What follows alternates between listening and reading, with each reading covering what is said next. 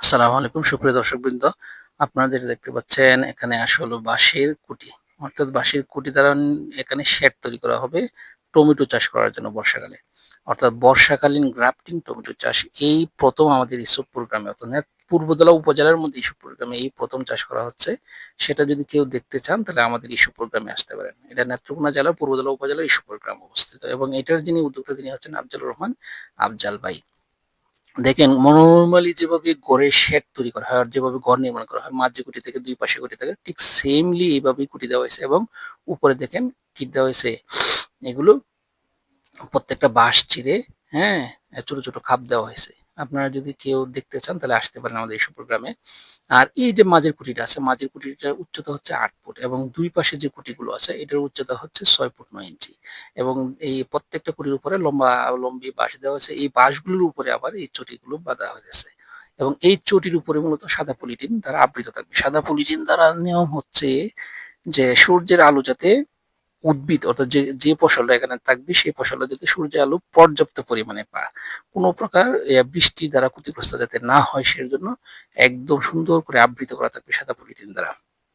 আপনারা যদি কেউ এই টমেটো চাষ করতে চান, বর্ষাকালীন গ্রাফটিং টমেটো চাষ, তাহলে আমাদের সাথে যোগাযোগ করতে পারেন। আমাদের সাথে যোগাযোগ করার ঠিকানা এটাই, আমাদের এই প্রোগ্রামে আসেন। আমাদের এই যে গ্রাফটিং টমেটো চাষের যে ইনি মূলত পরিদর্শক, এখানে যিনি ম্যানেজার, অর্থাৎ এটা সম্পূর্ণ দায়িত্ব যার, তিনি হচ্ছেন আমাদের শাহিন কাকু। শাহিন কাকু আপনাদের সামনে এই বিষয়ে, অর্থাৎ আমাদের যে গ্রাফটিং টমেটো চাষ করা হচ্ছে এই গ্রাফটিং টমেটো চাষ সম্পর্কে কিছু কথা বলবেন। এই যে আমরা লোকজন নিয়ে কাজ করতেছি, ওইটা একটা টমেটো চাষের জন্য করতেছি। শেড ঘর বানাইতেছি। ঘরটা হইলো 8 ফুট 5, ফুটি হইলো দুই পাশ, এটা হইলো 6 ফুট 9 ইঞ্চি। মাঝখানের ফুটিটা দিছি 8 ফুট, মাত্র 10 ফুট। তারপরে এটার মানে এখানে মূলত এই মাটির সাথে কি কি মিক্স করা হয়েছে, মানে এই যে মাটির উপরে আপনি কি কি দিচ্ছেন? এখন বর্তমানে দিছি ছাই, আর এখন আর কিছু দেই নাই, দিছি না। পরবর্তীতে কি করবেন? বেড যখন করবেন, বেড করার পরে কি কি দিবেন?